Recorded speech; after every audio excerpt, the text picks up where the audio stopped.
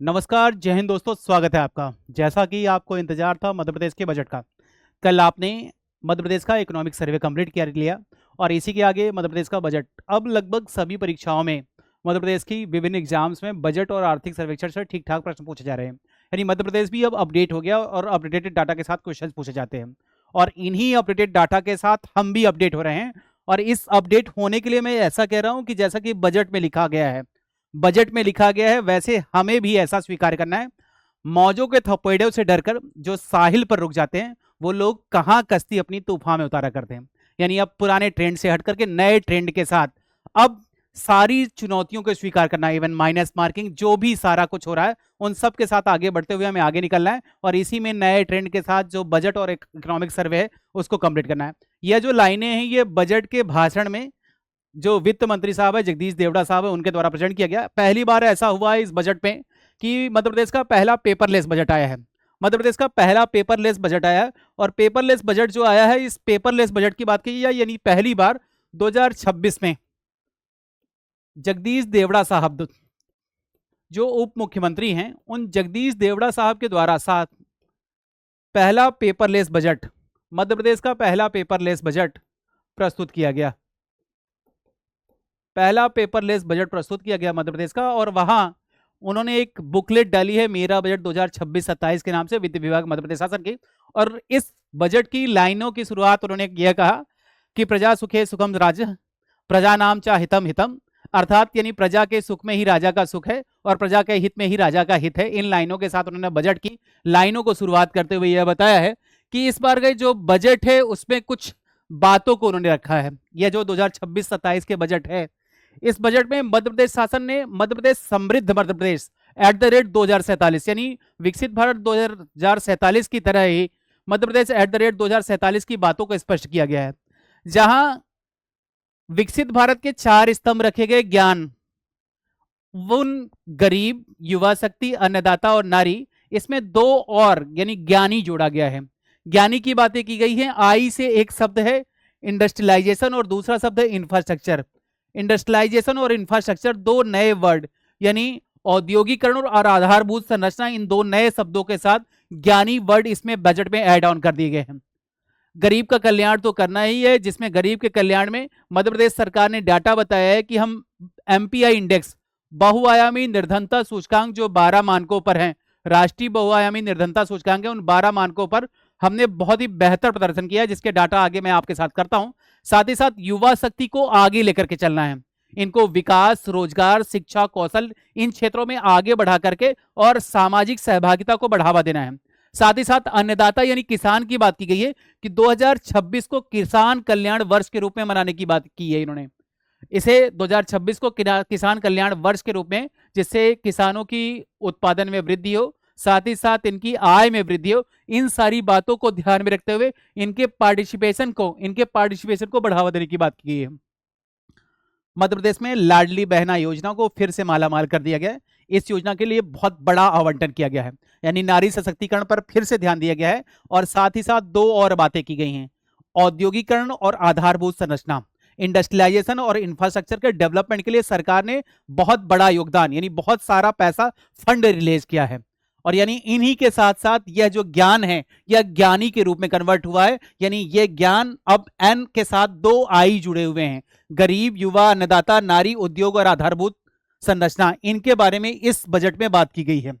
Budget की बात की जाए तो इस बजट में यह आप देखेंगे सामान्य सी बात की गई है कि इस बजट में जो सकल राज्य घरेलू उत्पाद के आंकड़े हैं वह 18,48,274 करोड़ रुपए का, यानी देश के सबसे तेज बढ़ने वाले राज्यों में शामिल 18,48,274 करोड़ रुपए के साथ, और प्रति व्यक्ति आय के डाटा बताए हैं कि 2024-25 में 1,52,615, यानी यह बात की गई कि 8.3% की वृद्धि के साथ CAGR जो बढ़ रहा था वह 8.3% की वृद्धि के साथ, और जो बजट प्रस्तुत किया गया बजट प्रस्तुत किया गया, इस बार के बजट की बात की जाए कि टोटल जो बजट का एप्रोप्रिएशन रखा गया, एप्रोप्रिएशन अमाउंट जो रखा गया है वह 4,38,317 करोड़ रुपए का बजट एप्रोप्रिएशन रखा गया है, जिनमें से बजट एप्रोप्रिएशन की बात की जाए यानी बजट 4,38,317 करोड़ का है। और इसमें कुल प्राप्तियों की बात की जाए, टोटल रिसीव्स जो है, टोटल रिलीव्स 3,89,397 और कुल व्यय 3,88,925। अगर इनके हिसाब से देखे जाए तो सरप्लस आ रहा है, यानी आधिक्य की स्थिति है, बजट आधिक्य की स्थिति है, यानी घाटे की स्थिति में नहीं है। और लगातार यह देख रहे हैं कि इस बार भी निरंतर राजस्व आधिक्य है, यानी रेवेन्यू सरप्लस स्टेट के रूप में मध्य प्रदेश चल रहा है। परफॉर्मेंस जो है मध्य प्रदेश की वह रेवेन्यू सरप्लस के रूप में है। रेवेन्यू सरप्लस यानी इनकम लगातार ज्यादा है और खर्च मध्य प्रदेश के क्या है, कम है। लगातार खर्च क्या है, इस खर्च के रूप में कम दिखाया गया है। और इन्हीं के टोटल ओवरऑल आंकड़ों की बारे में जब बात करते हैं तो जैसा कल भी हमने डिस्कस किया था कि मध्य प्रदेश में प्रति व्यक्ति आय वर्तमान मूल्य पर यानी करंट प्राइस पर ये डाटा जो आज बजट में दिए गए हैं उनके बारे में बात कर रहे हैं। Current price per capita income जो है, पर कैपिटा इनकम 1,52,615 रुपए 2024-25 में बताई गई कि 2024-25 में 1,52,615 रुपए पर कैपिटा इनकम यहां पर प्रेजेंट की गई है। यानी हर साल अगर देखें 2020-21 को छोड़ दिया जाए, 2020-21 में जो ग्रोथ हुई थी वह अपेक्षाकृत कम रही है, जबकि बाकी वर्षों में जो ग्रोथ है वो ज्यादा रही है। केवल ये कोविड के टाइम पीरियड में ग्रोथ थोड़ी सी कम रही है, यानी वह रेट नहीं रहा है। इस बार जो बजट के स्तंभों के बारे में बात की गई है, पिछले बार का जो बजट प्रस्तुत किया गया था मध्य प्रदेश का बजट वह जीरो बेस बजट था। और इस बार का जो बजट रखा गया है, इस बार का जो बजट है वह रोलिंग बजट है। रोलिंग बजट यानी अनवरत बजट है, यानी 3 साल को टारगेट करते हुए, साइक्लिक इसके 3 साल को टारगेट करते हुए यह बजट रखा गया है। यानी इस बार का 3 वर्ष का रोलिंग बजट इस बार प्रस्तुत करने की बात की गई, यानी दीर्घकालिक लॉन्ग टर्म प्लान के साथ बजट को आगे बढ़ाने की बात की गई कि लॉन्ग टर्म के साथ, यानी लॉन्ग टर्म में इस बजट को रखा जाएगा। 2027-28, 2028-29 और 2026-27 इन 3 साल को टारगेट रखते हुए इस बातों को बढ़ावा देने की बात की गई, जिसमें किसान कल्याण वर्ष 2026, बहुआयामी गरीबी सूचकांक में बजटिंग और कैपिटल एक्सपेंडिचर, यह बात की गई है कि पहली बार ऐसा हुआ है कि 1 लाख करोड़ रुपए से अधिक का, बहुत इंपॉर्टेंट बन जाता है कि कैपिटल आउटले जो है, पहली बार ऐसा हुआ है कि कैपिटल आउटले यानी पूंजीगत व्यय जो है, यानी सड़क, पुल, ऊर्जा, सिंचाई और शहरी सुविधाओं के विस्तार में 1 लाख करोड़ रुपए से अधिक का व्यय किया गया है। यानी पूंजीगत व्यय जो कैपिटल एक्सपेंडिचर की बात की जाए वह 1 लाख करोड़ रुपए से अधिक की बात की गई है। इसमें बजट में कुछ नई घोषणाओं की बात की गई है, जिसमें स्वास्थ्य को लेकर के टेट्रा पैक्स की बात की गई। दूध के टेट्रा पैक्स अवेलेबल कराए जाएंगे। बच्चों के स्वास्थ्य की सुविधाओं के लिए, आवास की सुविधाओं के लिए, जीवन स्तर में सुधार के लिए बेहतर कुछ प्रावधान किए गए और इन स्तंभों के साथ आगे बढ़ने की बात की गई। जब ये 3 वर्षीय रोलिंग बजट के बारे में बात कर रहे हैं तो एक लॉन्ग टर्म प्लान रखा गया है कि आगे बजट को 2026-27, 27-28, 28-29 इन 3 सालों के लिए बजट को आगे बढ़ाया जाएगा। और इन 3 सालों के लक्ष्यों को ध्यान में रखते हुए हम आगे करेंगे। अब बजट पर टोटल ओवरऑल एक नजर अगर लगाते हैं तो देखिएगा कि इस बजट में यह बताया गया है कि जो कुल प्राप्तियां हैं, सरकार की कुल प्राप्तियां हैं 2026-27 में 397 करोड़ रुपए, 3,89,397 करोड़ रुपए का बजट अनुमान रखा गया है कि रेवेन्यू रिसीप्ट्स, राजस्व प्राप्तियां होंगी। इसके साथ साथ अगर बात करें कि टोटल रिसीप्ट्स की बात की जाए, टोटल रिसीप्ट्स जो है 3,89,397, फिर राजस्व प्राप्तियों की अगर बात करें, राजस्व प्राप्तियां हैं जो 3,08,703 रुपए की हैं, जिसमें कैपिटल रिसीप्ट्स जो हैं जिसमें 80,694 करोड़ रुपए, और टोटल व्यय जो है वह 3,88,925, और इन दोनों के बीच में अंतर अगर देखेंगे तो आधिक्य है। और साथ साथ में राजस्व व्यय जो है 3,08,659 रुपए, और पूंजीगत व्यय 80,266 रुपए, और विनियोग की राशि यानी टोटल अमाउंट ऑफ अप्रोप्रिएशन है 4,38,317, यानी बजट की कुल राशि जो है वह 4,38,317 रुपए है। और राजस्व आधिक्य जो है, राजस्व आधिक्य जो है वह 44 रुपए का, 44 करोड़ रुपए का आधिक्य है। यानी राजस्व आधिक्य की बात की जाए तो 44 करोड़ रुपए का राजस्व आधिक्य यहाँ दिखाया गया है।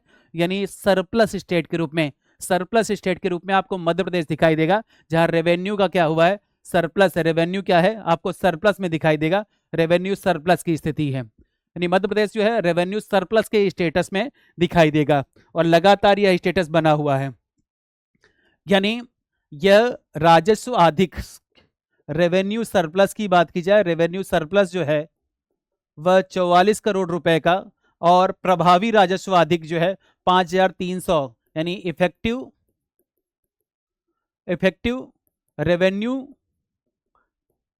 सरप्लस जो है, सरप्लस वह 5,341 करोड़ रुपए का।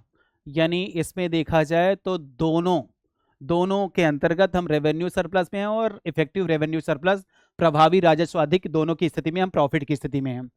अगर राजकोषीय घाटा के बारे में बात करते हैं तो 2026-27 में बजट अनुमान के अंतर्गत हमारा यह अनुमान है कि यह 3.87 का राजस्व घाटे रहने के अनुमान है। अगर अगले प्रश्न के बारे में बात करते हैं, अगला प्रश्न आपसे पूछा जाता है कि मध्य प्रदेश में जो पैसा आता है वह कहां कहां से पैसा प्राप्त किया जाता है, किन किन मदों से आप पैसा प्राप्त करते हैं, रुपया आता कहां से है।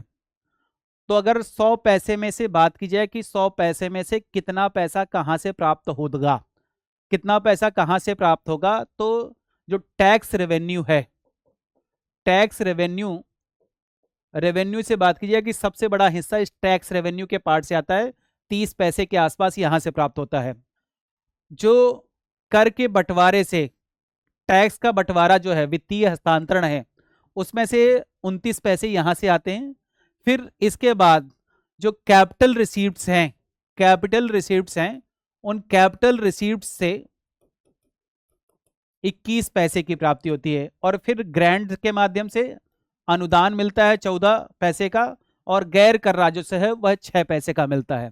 यानी ये विभिन्न मदे हैं जिसमें से सर्वाधिक जो है स्वयं का टैक्स रेवेन्यू है, फिर कर के बंटवारे से, और फिर इसके बाद पूंजीगत प्राप्तियों से। यानी ये 3 सीक्वेंस हैं जहां से हम पैसे की प्राप्ति करते हैं।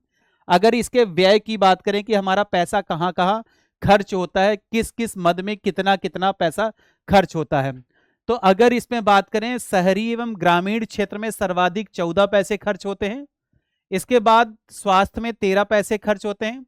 इसके बाद आप 11 पैसे की बात करें वह बेसिक इंफ्रास्ट्रक्चर में हमारे 11 पैसे खर्च होते हैं। यानी सरकार की अलग अलग मदों के अंतर्गत शहरी एवं ग्रामीण क्षेत्र के लिए जो मद है, आइटम्स हैं, उन पर पैसे सर्वाधिक खर्च होते हैं, 14 पैसे खर्च होते हैं। 13 पैसे हेल्थ के लिए और 11 पैसे बेसिक इंफ्रास्ट्रक्चर के लिए। और इसके बाद एजुकेशन के लिए बड़ा अमाउंट जो है, एजुकेशन के लिए 10 पैसे मध्य प्रदेश सरकार खर्च करती है। अब बजट में बात करें, कृषि बजट को बड़ा ध्यान दिया गया है। कृषि बजट की बात की गई कि इसमें क्रॉपिंग रोटेशन की बात की गई है।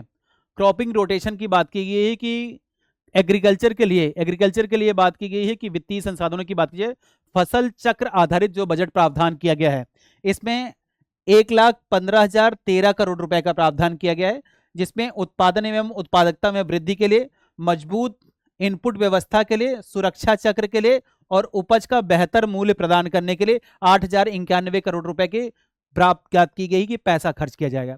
यानी एक तो वो बात की गई कि किसान कल्याण वर्ष 2026 को किसान कल्याण वर्ष के रूप में मनाने की बात की गई, यानी किसानों का कल्याण किया जाएगा। इसी लिए बजट के स्तंभ के रूप में कृषि बजट को जो है वह बड़ा एलोकेशन दिया गया है, बड़ा एलोकेशन इसमें दिया गया है। एक डाटा यह इंपॉर्टेंट है,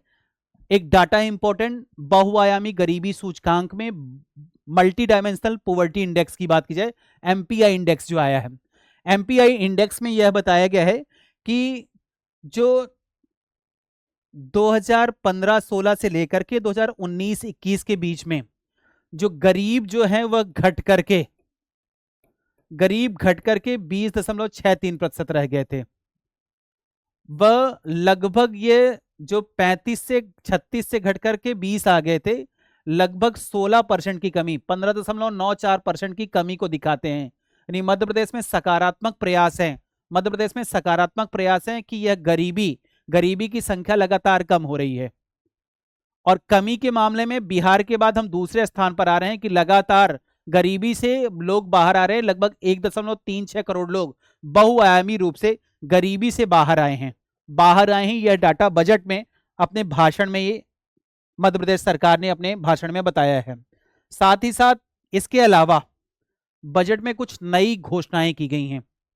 बजट में कुछ नई घोषणाओं को किया गया है, जिसमें ग्रामीण क्षेत्रों में यह बात की गई, रूरल एरियाज में 46,000 करोड़ रुपए की आबादी मूल्य 46,000 करोड़ रुपए की मूल्य की आबादी भूमि के स्वामित्व अधिकारों का पंजीयन किया गया है।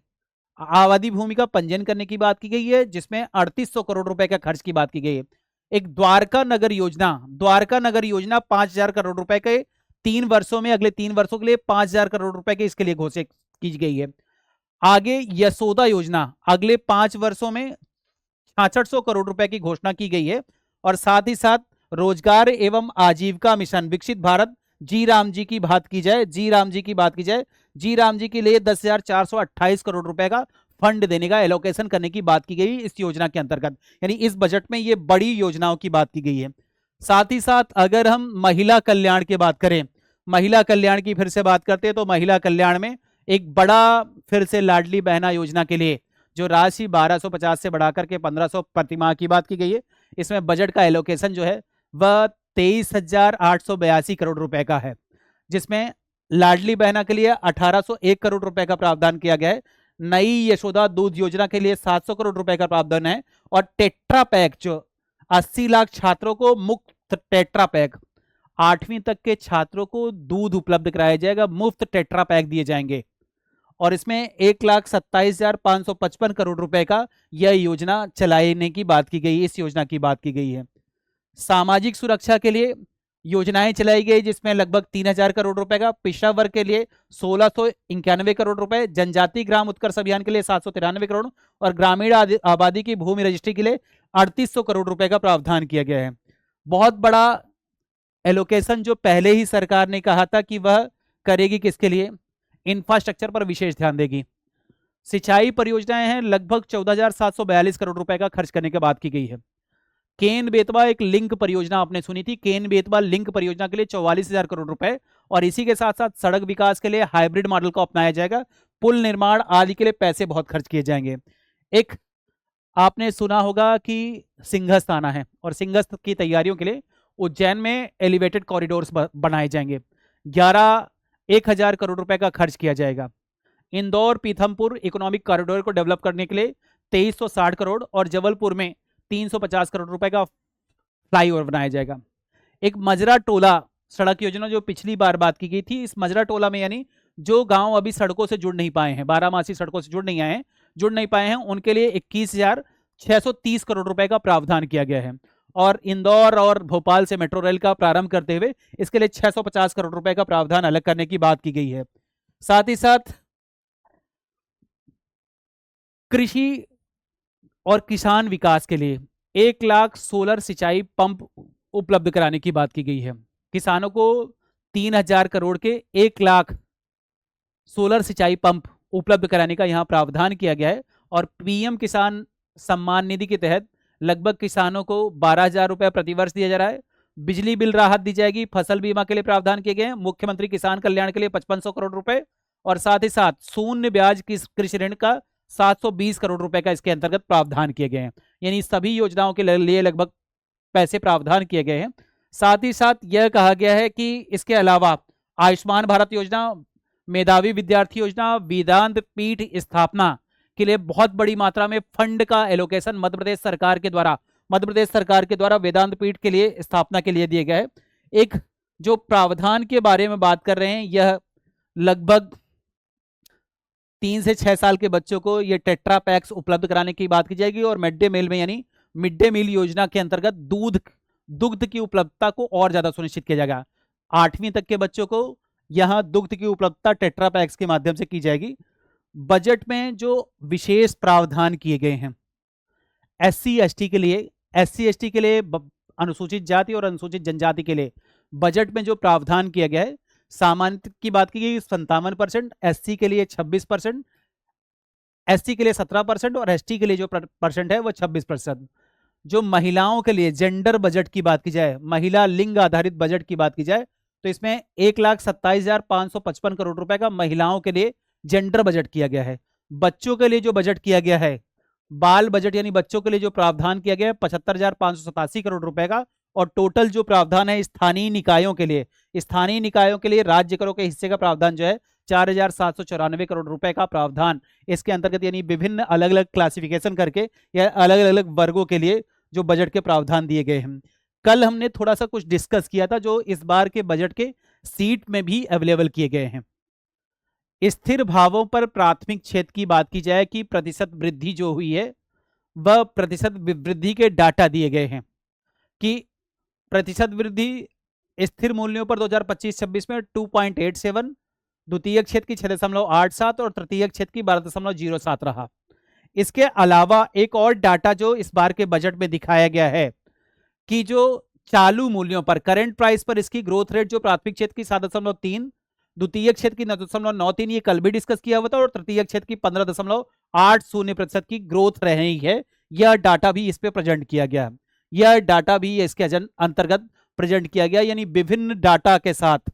अब हम बात करते हैं, एक मध्य प्रदेश सरकार ने अपने भाषण में, जब वित्त मंत्री भाषण दे रहे थे, तो कुछ जनसंख्या जो आपके डेमोग्राफी के डाटा है, उस डेमोग्राफी के डाटा में यह बताया गया कि क्षेत्रफल में तो हमारा प्रदेश पहले से दूसरे नंबर पे आप जानते ही हैं, और जनसंख्या के मामले में 5वां सबसे बड़े राज्य के बारे में डाटा बताया गया, और जिसमें जो कार्यशील जनसंख्या 15 से 59 वर्ष के बीच की बात की जाए, उसमें 15 से 59 वर्ष की कार्यशील जनसंख्या लगभग 62% में है। और इनमें से डेमोग्राफिक डिविडेंड की बात की जाए, जनांकिकी लाभांश की जब बात करते हैं, तो जनांकिकी लाभांश यानी 15 से 29 वर्ष के जो युवा हैं वह लगभग 28% यहाँ पर क्या है, युवा हैं। और मध्य प्रदेश जो है पूरे भारत में तीसरा सबसे युवा प्रदेश है, जहाँ की जनसंख्या बड़ी मात्रा में युवा है। और इसी युवा उम्मीद के साथ मध्य प्रदेश सरकार यह आशाओं के साथ करती है, आशा करती है कि जैसा कि हम लगातार प्रयासरत हैं, मध्य प्रदेश सरकार लगातार प्रयास है, बहुत सारी योजनाएं, लाडली बहना योजना, गरीब कल्याण के लिए संबल योजना, इन विभिन्न योजनाओं के माध्यम से सभी समावेशी विकास के लिए प्रयास है। यानी यह सरकार ने अपने उद्बोधन में यह बताया है कि हमारी सरकार जो है जनता के साथ मिलकर के, यानी सभी जनता के साथ मिलकर के संकट को समाधान और मुश्किल को मुमकिन और असंभव को संभव करने के लिए लगातार प्रयासरत है। और अपने शब्दों में वित्त मंत्री साहब ने कहा है, यथा वाचो तथा क्रिया, यानी सच्चा वादा पक्का काम हमारी सरकार की है पहचान। यानी इस सरकार ने अपने बजट में कहा कि हमने कोई टैक्स, नए टैक्स नहीं लगाए हैं, सरकार स्थिर है, सरकार बढ़िया से काम कर रही है, मध्य प्रदेश लगातार आगे की ओर बढ़ रहा है, किसी नए टैक्स की जरूरत नहीं थी, हमने कोई नया टैक्स नहीं लगाया, इसकी जरूरत नहीं आई है। और इसीलिए मध्य प्रदेश में जैसा विकसित भारत @ 2047 बनाना है, वैसे विभिन्न क्षेत्रों में हम आगे बढ़ते हुए मध्य प्रदेश को आगे बढ़ाने का लगातार काम कर रहे हैं, और मध्य प्रदेश लगातार आगे प्रगति की ओर की जाए, ऐसा ही प्रयास इस बजट में रखा गया है। इस बजट से संबंधित जो प्रश्न हैं वो हम अगली सीरीज में आपके साथ जरूर मिलेंगे। आर्थिक सर्वेक्षण और बजट के प्रश्नों के साथ एक एक करके डाटा करेंगे। मध्य प्रदेश सरकार की जो विभिन्न योजनाएं हैं, ये जो आपको ये PDF जो है वो हमारे टेलीग्राम पेज पर उपलब्ध हो जाएगी। यह वीडियो के साथ साथ आपको डाटा, जो प्रमुख डाटा हैं, प्रमुख योजनाएं हैं, उन सब के बारे में यहाँ पर दिया गया है। साथ साथ जो आपको ये कुछ मजरा टोला योजना है, जो ऐसा टेट्रापैक्स योजनाएं हैं, और भी जो योजनाएं हैं, उनके बारे में आपको डिटेल एक बार विस्तार से करना है, तो वो उन क्लासों के साथ हम जरूर आपके साथ मिलेंगे।